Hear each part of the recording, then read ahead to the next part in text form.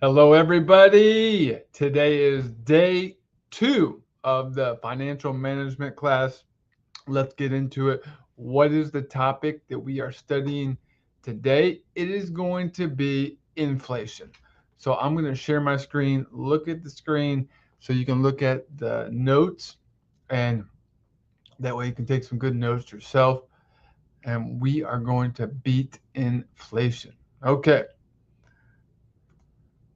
So, according to the US Consumer Price Index, what was the average annual inflation rate in the United States from 1915 to 2025? It has been 3.2%, around there to 3.3%. So many economists and financial educators commonly cite an average of 3.2%.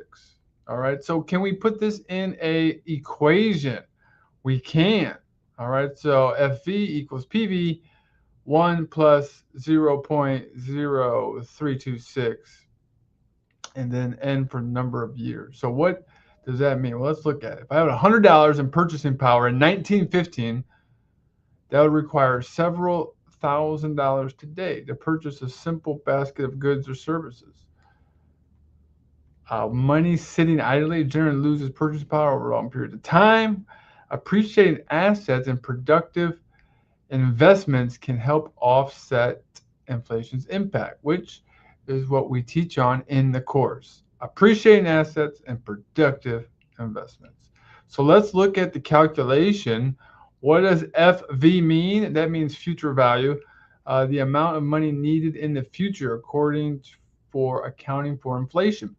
We got an example. How much money would you need in 2025 to have the same purchasing power as in 1915 for $100? Well, we're going to calculate that out. You got PV is present value, the starting amount of money expressed in today or the beginning year's dollars. Example, $100 in 1915, right? Go back to our equation up here. Here you go. And then N, number of years. The number of years which inflation compounds. That's the key word, compounds. So let's look at it. So for 110 years, that'd be 110. So if we put it in this calculation right here, it's going to be $3,400. This means that $100 in 1915 would require approximately $3,400 in year 2025 to maintain the same purchasing power. That's assuming the inflation rate was 3.26. In personal finance, and similar concept applies to investing. So what does this mean for investing? Well, we got PV, the amount invested today, and then we have FV, the amount calculated for the future, and N, the number of years invested, and then we have the interest rate and the investment return to replace or counter or hedge against inflation. So what does a person need to earn to beat inflation? Great question. What is the percentage we need to make on our investments? What investments should we be looking at to put our money in to beat inflation if it is 3.2%?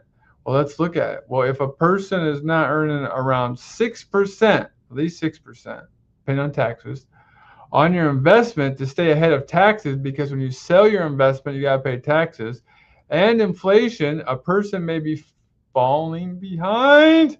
This means that the purchasing power of the cash declines over time, and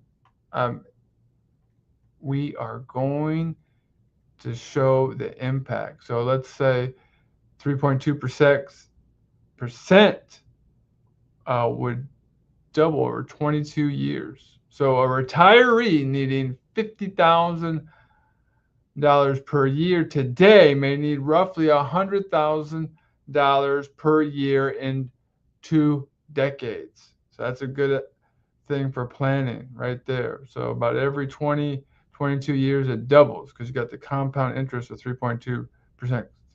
All right.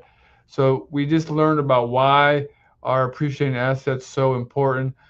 We discussed them in the course, and some of the appreciating assets that we discuss are stocks, mutual funds, exchange traded funds, owner occupied business real estate, commercial real estate, rental properties, businesses, and certain income producing farmland. So I'm going to stop sharing my screen right now, and I'm going to invite you to our Facebook group. You can see it in my timeline. You can also find it on my profile. Uh, get in there, you'll get free content. Uh, we are improving our brain abilities and improving at least one component of our financial plan.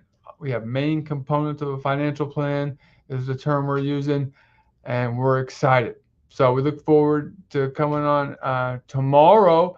Please give me a comment. Let me know what you're interested, what you liked, and please consider sharing this with a friend. Thank you so much.